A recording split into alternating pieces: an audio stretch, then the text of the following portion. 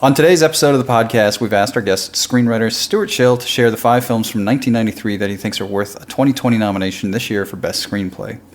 As a writer, Stewart has written and sold a number of screenplays and stories. He directed his first script, Brittle Glory, which was originally... What was it called, Stewart? The original title was The Continued Adventures of Reptile Man and His Faithful Sidekick Tadpole. That's right. And A.K.A. Brittle Glory. Yes. Obviously. And it was actually one of the last films to star the late Tony Curtis. His script Splashdown drew interest from both Harvey Keitel and Anthony Hopkins, and his scripts Pop and Out of This World and the TV series Tranquility are currently in development. He's currently completing post-production on his second directorial work, Frank vs. God. Stewart, welcome back to the show. Thank you, Kris. So you have picked 5 films to talk about from 93, or that you think are great scripts. We've got 32 short films about Glenn Gould, Fearless, Groundhog Day, Schindler's List, and Searching for Bobby Fischer. And you're probably the third screenwriter we've had talk about your favorite films from 93, and so we're starting to see a lot of these titles reoccurring. So, oh, really? So I bet nobody's picked 32 short films about Glenn Gould. No, nobody did pick that, although our friend who came in and talked about editing did. Oh, really? Yeah. You're not special. Yeah. Well, I'm kind of special. So, anyway, why don't we dive right in? So, first up, let's talk about 32 short films. Well, actually, I just want to say, it's interesting when you gave me the opportunity to do this. In looking at the films from 1993, which was also the year my son was born, I thought that the writing was what struck me the most. It's just kind of interesting to have to evaluate it that way. But I thought that this is a really strong field of screenwriting. Totally agree. Yeah. First up is the experimental film, 32 short films about Glenn Gould. It's a collection of vignettes highlighting different aspects of the life, work, and character of the acclaimed Canadian classical pianist, Glenn Gould. It was written by Francois Girard and Don McKellar. So what is it about this movie that you think is worth a nomination? This movie meant a lot to me at the time. This movie really impressed me in a lot of ways. And I'll be honest, I own the movie, and I've never gone back and watched it again. So I don't know what that says. But what I recall about it, aside from just really loving the movie, was Glenn Gould is such a complex character and such a fascinating guy. And I've since watched several documentaries about him. Totally compelling, interesting, unique, authentic genius. And the approach to how would you do a biography of such a complex guy like that, this was such a unique and brilliant approach to just break it down into all these unique aspects of this guy and make 32 different films. And what I recall about the movie is that not only did they take that fascinating approach, but each one of those films had a different style that sort of reflected whatever sort of aspect that they were illustrating. And I just thought that was brilliant and such a great way to attack a problem like that. And also just a flat-out great movie, as I recall. So, and I remember thinking at the time, like, okay, I've never seen this before, and it's a beautiful movie, and if the Academy Awards, and that's what's great about your organization, if the Academy Awards are ostensibly about extraordinary achievements in the art and craft of motion pictures, this movie should have been recognized, because I think it's inarguably an advancement in an approach to filmmaking, especially biography filmmaking. And what I recall, that's why I just asked you about this a minute ago, I recall this being right around the time of Driving Miss Daisy winning the Academy Award, which is why it's great that you have given us this channel to that was actually address these injustices, because it pissed me off at the time. I mean, again, I was at the height of my cinematic snobbery, but that movie was not, in my estimation, even a movie. It was a filmed play. Yeah. And the fact that, it was lovely and it touched people or whatever, and in the moment of the hype, it gets awarded, it's the best movie, but it is not in any way, shape, or form a indication of the advancement of the craft and the art of motion pictures. So I think Glenn Gould, is the anti-Driving Miss Daisy. It's the anti-Driving Miss Daisy. Wow. The gauntlet has been dropped. So, it's going to be a street fight. Yeah. Miss Daisy, if you're out there, we are looking forward to hearing from you. Anyway, back to 32 short films. No, I haven't seen this movie yet. And our other guest, Tracy Detlefs, who's an editor, was talking about it. And it sounds great. Like, I'm very curious. And it seems... I do like stuff like that when it's... I'm not a big fan of experimental film in the sense of, like, we're going to watch, this block move around on the screen. Yeah. But, if it's something like this where it's like, oh, you're going to have 32 different styles of film to kind of explore this person's life. It sounds really fun. Yeah, as I said, I recall it being a great film, but I think if you had to really identify the one element that was most innovative, it was the writing. That's interesting. Not the directing. Well, like I said, I haven't watched the movie recently. Yeah. My recollection is that they did a great job of making each one of those short films feel different and try to reflect whatever they were trying to tell cinematically. Do you remember any of what they were like? No, I remember were differentiated from one another. Or? Yeah, it's vague in my mind, but like one thing I do remember is he's known for being an amazing pianist and a brilliant, prickly, cantankerous, genius. Yeah. But then he had all like yourself. Kris. Yeah. Oh, yeah. Well, the prickly part. But as he got older, he got weirder and more, into weird things. And like one element of him was actually, this is true about Stanley Kubrick as well. For a while, he just got totally fascinated by the stock market and trying to beat the stock market. And so there was a whole short film about, Glenn Gould's adventures in trading. Yeah. And I remember that that section of the film felt really high contrast because the pacing of it was really fast and it was all about numbers and it just had a totally different flavor than some of the other. That's about as much as I remember. That's fun though. It sounds like well, like if this one sucks, maybe the next one will be great. Or of course, yeah. But you think about like biopics are almost always bad. Well, they're all the same. They're all the same. I've kind of sworn them off. Yeah, like a true Hollywood story. Well, and then he gets into drugs. We were talking about Oscar bait a minute ago. Like those movies are always Oscar bait because you say, "Oh, he did such a good job imitating this other guy," and it's just not interesting. And and typically, they try to make it a little nonlinear by not going to his childhood till early in the second act, whatever it is. But it's still the same crap. Yeah. And also, people's stories aren't. They're not great stories. Like you always have to tell the events, but they don't necessarily work into a great narrative. So I just thought that was a brilliant approach. Next up is the drama Fearless. A man's personality is dramatically changed after surviving a major airline crash. Film was written by Rafael Yglesias. So why Fearless? I love this movie. Moving on. Everybody seems to like this movie. This is a... Except for you. You don't like this movie? I think this movie is potentially slightly overrated because it doesn't totally work, but head and shoulders above most other movies. It really was. It's a fascinating story, and it's beautifully done. And actually, this is one film on this list where I think the filmmaking is equally interesting as the writing. But that idea of... And actually, I really personally responded to this movie a lot because I've written a couple of movies. I think the best scripts that I've written tend to have a similar vibe to this. I wrote a movie about an astronaut coming back from the moon and not being able to adjust back to the previous reality because his mind had been blown. And that's pretty much the Fearless story a little bit too. People in altered states are inherently cinematic and inherently interesting, and it's a very heightened state of awareness. And Peter Weir's one of my favorite filmmakers. He did such a beautiful job evoking that and portraying that. Jeff Bridges is obviously amazing, but that story of someone in an altered state who's going through this odyssey to hopefully find his way back. I think we're rooting for him to find his way back. Is just is a really rich, unique kind of story, and I found it very satisfying. Although the Rosie Perez thing is a weird kind of story element of it, right? Yeah, I found there was quite a few things about this that were kind of confusing. Yeah, what did you? I seriously, I was like, is this supposed to be the Jesus story? That never occurred to me. Well, you're Jewish. Well, now I'm picturing the poster. It's like him on a ledge, almost looking Christ-like, isn't it? Yeah. It seems pretty obvious in hindsight. Yeah.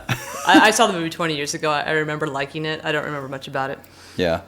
Remember him But doing what's the test to see if Christ-like Ruth- about him? And that is he trying to proselytize? He's trying to save Rosie, right? That becomes sort of the drive in the story. That's part of it. What drew me to that Save her parallel? from guilt, I guess, right? She's guilty about losing her child. Right. Yeah. So there's guilt, religion. Right. See, as a Jew, I understand that. Yes. But I remember so the scene at the end. There's a scene where he goes to like a group therapy thing. Yeah. And they talk about, he let us out. He said, "Follow me, I'll lead the way," or something like that. And then the people that are at that group therapy, later on when you see the plane crashing or starting to tear apart, he's walking down the aisle. Right. And as he walks by, all the people that he touches are the people that show up at that that meeting. I got to watch this movie again because that's interesting. Yeah, and so anyway. But by the way, most movies, of that ilk, they always ultimately end up kind of referencing Christ or a religious kind of element. It's so ingrained in our consciousness that you can't help it. Yeah, like The Exorcist. Like The Exorcist. Actually, that scene, I'm remembering, though, that scene in the... there was some stuff I remember not loving about the movie, but just the story is so, on the face of it, so fascinating and so well done. Especially the first act or two, where it's really about him exploring this new consciousness and this new perspective. That was the meat of the movie. Right. But I remember that scene where they have the support group. I remember it was a really cool choice to... put it in a big room where there's like light in the middle and it goes totally dark off to the edges, and it really felt like people around a campfire. There's something really primitive about it, the way he set that up. Right. But what I also remember being really clumsy about that was right after he first realizes he's alive and he feels invincible and fearless, he goes to some diner and he's like, "Bring me a big bowl of strawberries." Well, that's the other thing I was going to say. Is like he's got this thing with the strawberries because he's allergic to strawberries. But it was so clumsy, wasn't it? Like, these things usually kill me. Right? Yeah, It was bad screenwriting. There's that, but then I also felt like the ending when it was like, okay, so now he can't eat the strawberries. I just kind of felt like it was like I couldn't get my head around like what they were trying to do with the strawberries. I think that is the essence of a great movie, is just having a really strong idea and perspective, which is what I think what Fearless has, And also that sequence where they finally do show the crash towards the end, and he used this beautiful evocative piece of music, which I then later tried to appropriate in Reptile Man, which was a big mistake. That sequence was really gorgeous. Yeah, it was. Okay. But I think we're in agreement here. It's a very unique and rich screenplay, but not a great screenplay. Fair enough. Are we in total accord on this particular point? Yeah. I think we will be on this next one. The existential comedy Groundhog Day. It's about a weatherman who finds himself living the same day over and over again, stuck in Punxsutawney, Pennsylvania. The script was written by Danny Rubin and Harold Ramis, and this movie is just consistently across the board showing up with all of our guests this year. Yeah. It's just the greatest movie ever made. It kind of is. It kind of is. It's a perfect movie. Spans generations, everybody. Not only is it a totally satisfying movie and a rich movie on, on every level. When I was getting ready to make my movie, Frank vs. God, people always ask you for like references of what's it like, and I would always, I can't remember what I pulled out of my ass, but somebody, it might be my brother, glommed onto Groundhog Day as a reference, which obviously is apples and oranges to my movie, but had a similar sort of sense of, kind of being entertaining while actually under the surface dealing with some really existential questions. And the more we sort of looked into that angle, this movie has become a touchstone for all these different religious groups and Buddhist groups and stuff who see all this deeper meaning in it, and it's fascinating. I can't imagine that any of that was intentional from Rubin and Ramis, but I think it was. You do think so? Yeah, I think so. That they were thinking spiritually? Yeah. Do you have any reason for thinking that? I don't think you make that movie and it's just an accident. Oh, I disagree. Because really? You may start to be aware of those elements later, but I think a movie like that starts with wouldn't it be funny if a guy lived the same Oh, day? I think it might start with and it that. just starts with a comedy premise, and then, this is what I imagine. You get a great idea like that. What if he keeps living the same day over and over again? Yeah. What day would that be? What's the stupidest holiday? Groundhog Day. Right. What's the stupidest job? Weatherman. Like, this is how movies start to develop. Yeah. And then, what's the stupidest song you could hear every morning? But you got to figure out, okay, what's the story? Like, you get a great premise, and you got to figure out what's the story. And the story is he's got to win her by becoming a better man. Mm-hmm. And what's the wackiest ways we can illustrate that? So I got to imagine that it's pretty nuts and bolts like that. And then maybe later on, when you're thinking, okay, well, how can we keep going back to the same well and getting deeper?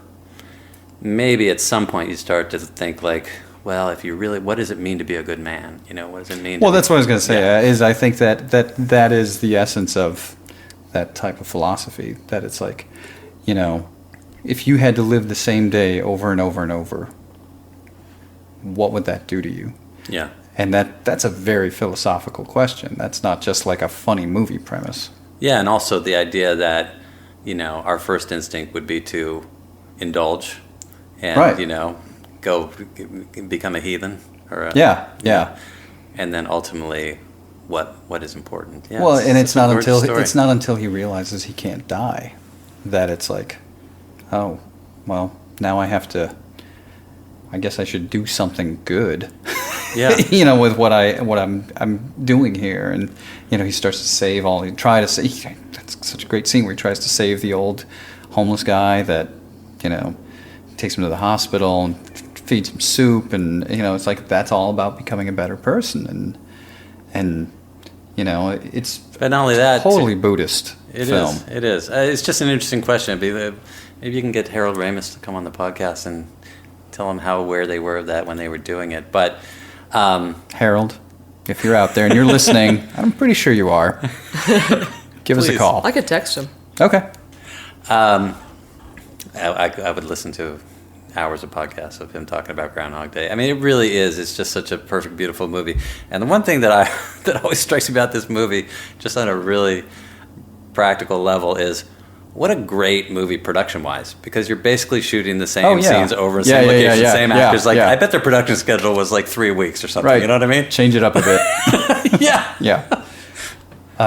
It's such a great movie, and we actually did a whole podcast about it, and doing a little bit of research on it, I discovered that in theory they believe he was there for 10,000 years. I was going to ask if they ever worked out the timeline. Yeah. 10,000 years? Yeah. Well, it takes 10,000 hours to become an expert at anything. So by the end, he was piano expert. He was expert at a ton of different and things. Ace Jeopardy.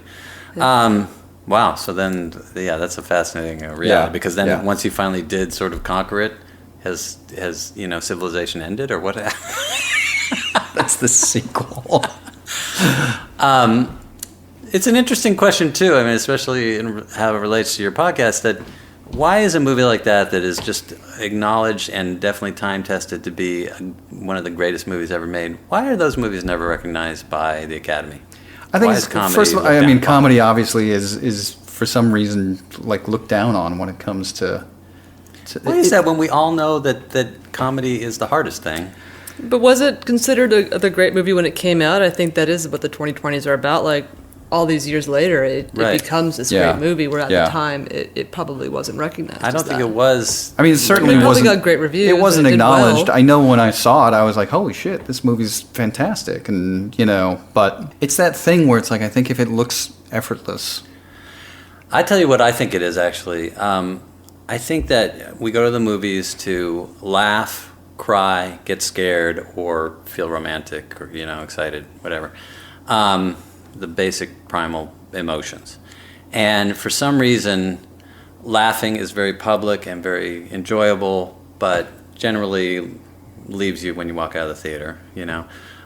Same with fear, and same with maybe lesser extent romance. But for some reason, if you get under people's skins and make them cry, that is such an intimate thing that for some reason we hold that in higher esteem. Yeah. Well, if you haven't seen Groundhog Day, you really should. And one place you can get it is at Scarecrow Video. Oh, nailed it. Nailed it. That's top 10. Scarecrow Video is one of the largest independent video stores in the country, located in Seattle's beautiful University District. One of the last remaining brick-and-mortar stores featuring DVDs, VHS, Laserdisc, and Blu-ray. If you can't find a movie at Scarecrow Video, it hasn't been filmed yet. For more, yeah, they have Laserdiscs. For more info, visit scarecrowvideo.com.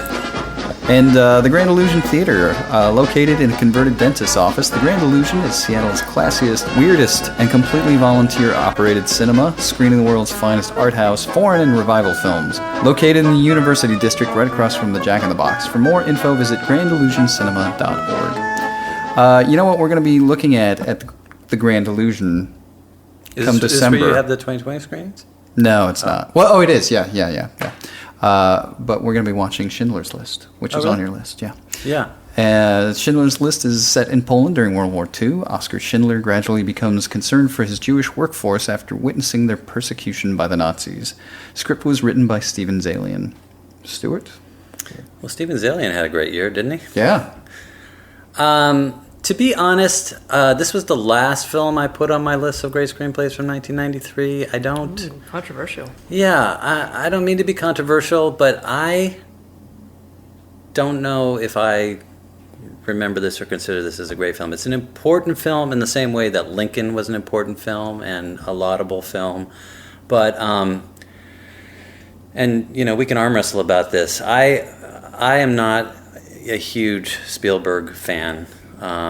I think Schindler's List is a big kind of turning point for him, and I know we should be talking about the writing, but when Spielberg was first on the scene and he was writing his own movies, and he had a very distinctive worldview and style and sensibility of wonder and those great stories that were more fun and more, you know. More fun than Schindler's List? Come on, Stewart. I dare you to find a movie more fun to watch than Schindler's List. I mean, we were just talking about that rare blend of comedy and drama, but at a certain point, and it might be traced to Schindler's List, he became America's important filmmaker. Right. And that was kind of a sad turn in a way. I mean, that's a mantle that needed to be grasped, I guess, and I'm glad that... Look, you know, Schindler's List is an important film, and I know that was a big, brave step for him to make his Holocaust film. Although, it's interesting, I was thinking about this. Yeah, well, I think for a Jewish filmmaker who has that mantle of America's, you know, premier filmmaker, to set out to make his statement on the Holocaust, that is important, and that's an important step. But then he kind of became like, well, now it's my job to make important films on, you know, every topic, slavery and blah, blah, blah, and just became less and less interesting in a way. I mean, I think he did have genuine feelings about the Holocaust. How could you not? In a way that someone who's not Jewish, you know, maybe wouldn't. But it seemed like, in his career path, it seemed like kind of it wasn't like a risky move for Steven Spielberg. I wouldn't say it was a risky move, but I'm saying it's an important step. Definitely. I mean, it's kind of like... you know when you're ready to take on something important. Enormous, right. Yeah, this is my life's work or something. And I think actually Amistad is a good kind of reflection of that too, because now that he is America's important filmmaker, I'm going to make a film about slavery, but it didn't have the same authenticity that... Because Matthew McConaughey was in it, right? Yeah, that might have been it. All right. Your Honor, we got some slaves here. We're going to get them out, right, all right. How dare you? Anyway, I won't want to be a slave. I think that Schindler's List. I should really go watch it again. It was an interesting. Was that based on a book? Actually, I don't know. It was, yeah. You know, when you're going to tell a big story about an important subject, you got to whisper first of all, but also. Wait, what? You know, you got to find a way in. So why is it always that the way into that is through the eyes of the non-Jewish guy who helps the Jewish people? Or the non-black guy. Or the white guy. Or the white guy. Well, yeah, right. That's an old cinematic convention that's a little disingenuous. No, I don't think it is, though, because it's the story of the guy who sided with the enemy that was persecuting these people, right? So it's for him to go like, whoa, wait a minute. Maybe we shouldn't be doing this. If you're going to like tell the story through the people that are being persecuted, they're obviously going to be going like, hey, don't persecute us. Right. It's a much bolder step for your character to go, this is wrong, what we're doing. I don't think it's bold or not bold. I think the truth is, as a screenwriter or as a novelist or whatever, you need the point of view into it. So, I think ostensibly, maybe not in this film, but usually when it is the white guy who's going to be our point of view into the black story or something, it's to make it more relatable or to give us a foil into that world or whatever. Well, you need somebody to change. And you need somebody to Schindler change. At the beginning, That becomes this the story. selfish guy who wasn't really paying attention and then realized what's happening. So it's almost like the average German who maybe didn't know what was going on, or the Americans who didn't know what was going on. It inherently marginalizes the Jews in that story in a way. I mean, even though we had Ben Kingsley and everybody who were fantastic characters. I just wanted to bring up, I just saw this film, and actually speaking of Sorrow and the Pity? Great documentaries, The Act of Killing. Have you heard of this movie? Oh, I want to see it. Haven't seen it yet, but I really want to see it. So, for people who don't know what we're talking about, it's this new documentary that just came out that Werner Herzog and Errol Morris are executive producing. And this guy wanted to make a documentary about, in Indonesia, I guess they had a huge genocide. And the guys who were the killers never were brought to, held accountable at all. So at first, the obvious way to approach that is, the victims and their sad stories and whatever. And he decided to tell the story from the point of view of the killers, who have all this time, never been held to account or even made to feel particularly guilty about it. And what he did was he went to them and said, I would like to depict your story in any way that you would like yourself depicted. We're going to make a movie. And these guys at first wanted to be portrayed as cowboys and pirates and whatever, these really like cinematic cliches, portraying themselves as heroes. And they recreated these horrible scenes. And then it's just a fascinating layered thing. And we're so unaccustomed to seeing that story of genocide told from a point of view that we can't relate to at all. Right. And then ultimately, one of these guys sort of is really confronted by it and kind of breaks down and whatever. But so it was just kind of interesting to think about that when I was thinking about Schindler's List. Schindler's List seems so safe and so conventional, But I don't mean to denigrate it because I think it is a great movie and an important movie, and I don't mean to denigrate it. I would say go back and watch it because I just watched it recently. Yeah. And I think what you're saying about it, it's like, I think it's more than an important movie. I think it's a really well-crafted film. Yeah, so I think well I'd be curious to hear your thoughts on it if you do go back and watch it again. So I would, and I just want to reiterate again that I think that even though Spielberg did kind of become, America's important filmmaker, and I loved Lincoln. I was kind of surprised how much life that movie had, and I was really glad he told it. But I think that before that became a reflexive thing for him, I think Schindler's List was a genuine, passionate project and something, and I think that reflects in the movie. I think it probably is a great movie that I should go back and revisit. It's his Jewish Jaws. Yeah. I just went back and rewatched Jaws recently, by the way, which was really great to see again. It's because it's the greatest movie ever made. No, we just said Annie Hall was the greatest movie ever made. Yeah, well. In different genres. Okay, last up, your final choice is the drama Searching for Bobby Fischer. A prepubescent chess prodigy refuses to harden himself in order to become a champion like the famous but unlikable Bobby Fischer. This was also written by Steven Zaillian. This is such a great movie, and I feel like so few people have seen this. And is it obscure? But before we talk about it, can you just say prepubescent chess prodigy 3 times? No, I can't. I could try, and I would be willing to, but I know that I cannot say it 3 times. Is this an obscure movie? I remember this being kind of a little sleeper hit movie, right? It's a sleeper hit, but it's one of those movies like when I talk to people today and I go like, oh yeah, and Searching for Bobby Fischer, they're always like, oh, I've never seen that. Like they've heard about it, but they've never seen it. I saw it in the theater 20 years ago. You did? Yeah, I did too. I remember it being, getting a lot of traction. It's kind of like, it's a little bit like Shawshank Redemption, I think. Like it's a movie that people really love who have seen it, but I think it's taking a while for people to find it. First of all, I just got to comment again. What a remarkable thing that Steven Zaillian wrote Schindler's List and wrote and directed Bobby Fischer in the same year. Unbelievable. Yeah. I would just kill myself after that, you know what I mean? And I've met Zaillian. He's a super humble guy. I don't know how many Oscars he's won. It might have been that year, but apparently I saw him at the Austin Screenwriters Conference, and he was telling the story about... he didn't get nominated for Bobby Fischer. No. But I think he won the Academy Award for Schindler's List, yeah, did he not? Yeah. And I think the day after he won the Academy Award, he was working on a movie, I can't remember which one it was, and he was telling the story because it was one of the few movies that he worked on where he just could not solve it, and it really drove him to the edge. And he was in the middle of that horror, and, you know, we all know that is the worst kind of horror. Yeah. He won the Oscar and went to work the next day and just, you know, kept working. He did not miss a beat, and I just thought, wow, that's what it takes, you know what I mean? See, I thought what you were going to say is, and the next day he went to work with his Oscar, and they went, Steven, this is brilliant what you've done here. You probably could get away with that, but the point is that he did it. Yeah. Anyway, I agree with you. Searching for Bobby Fischer is a great movie, and I actually would like to watch it again because we were just talking about Glenn Gould being such a complex, fascinating character, and Bobby Fischer is a similar character. Yeah. And the way that he layered the Bobby Fischer story with the father-son story just made it so multidimensional and rich. And I also just believe that we are all so partial to father-son stories. There's something about father-son stories that are really, really deep. This was one of the best ever. Yeah.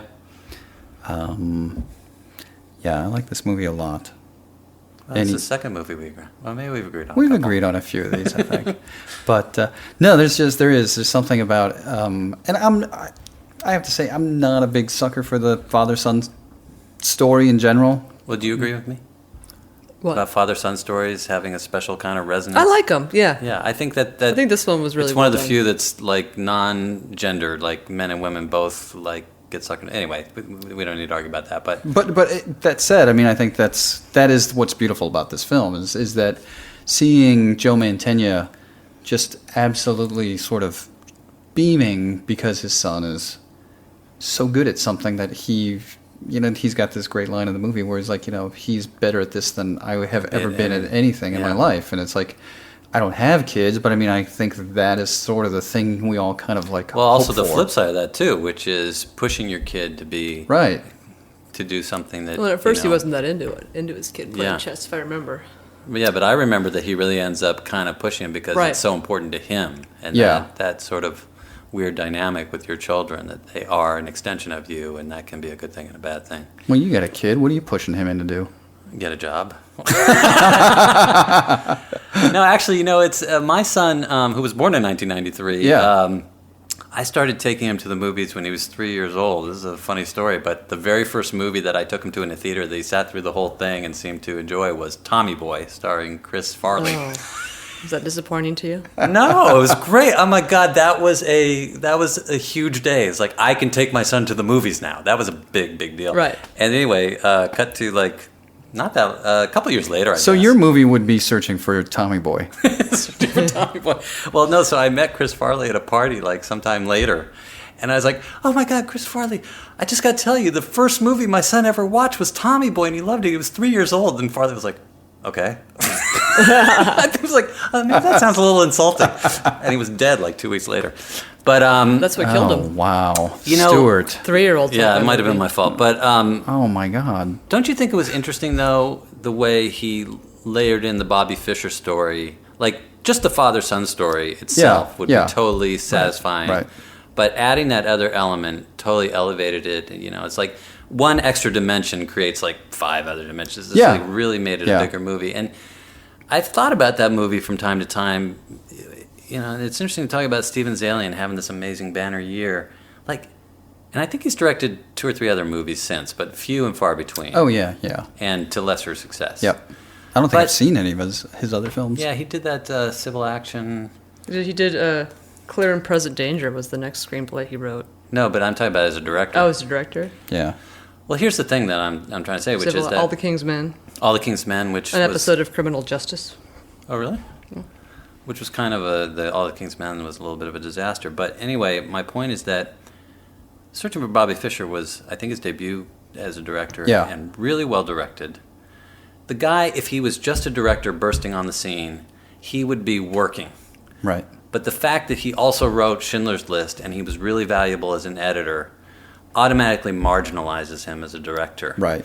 And I don't know where his passion lies. He obviously focused on writing, and maybe, I don't know how much he badly wanted to direct, but it's an interesting conundrum in Hollywood that I feel like I've experienced as well, which is, if you're good at something, that's what people want you to do. Right. And you're almost better off not being good at something that's not what you want to do. Well, I totally agree with you, and I think even I was down in L.A. for 7 years and pretty much worked exclusively as a camera assistant or assistant editor or a production assistant. And one of the things that I noticed was, I had worked for these sound guys for a couple of years, and I came up to them. I was like, "Hey, I got a script that I wrote. Do you guys want to read it?" And they just looked at me like, "Script? How do you know how to use a typewriter? You're an assistant editor." And it's like, and they really have a difficult time seeing you beyond whatever you're currently doing. So it's like, if you want to direct, you should really walk in and go, "I'm a director," and work at the 7-Eleven in the meantime. Yeah. So, well, don't get good at sound or something. Yeah. It's a tough thing, and I'm sure if you're at Steve Zaillian's level and you just won the Oscar, you're getting amazing opportunities and money thrown at you that's hard to turn down. But it's just interesting that somebody like that can prove himself to be a very an excellent director and still not be able to, or maybe not. I don't know. Like I said, I don't know how much he tried, but it's tough to change course. Mm-hmm. Well, great choices, Stewart. Once again, there are 32 short films about Glenn Gould: Fearless, Groundhog Day, Schindler's List, and Searching for Bobby Fischer. All worth checking out, at least the ones I've seen. Fearless, not so much. See it. But see it. Are you going to watch Glenn Gould? I am. I definitely want to see that. I really do. It's like I've heard enough things about it now that I'm very curious. So. By the way, one of the few great Canadian films that I'm aware of. Oh, Glenn Gould? I judge cultures by their movies, their food, and their women. And way to go. Italy, I love everything Italian. Canada I don't think of as a hotbed of great cinema. I mean, there's been a handful, but... They're funny, though. Okay.